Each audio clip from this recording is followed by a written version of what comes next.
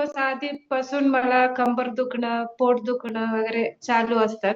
पण ह्या टायमाला मला कळलंच नाही पिरियड झालेला. मग 8 दिवसात कमी झालं?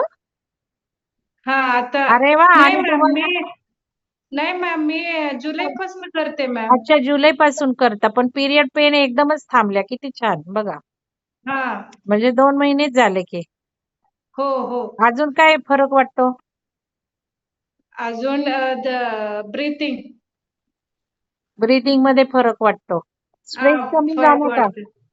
स्ट्रेस हा कमी, दुःख कमी झालं, स्ट्रेस कमी हा. झाला.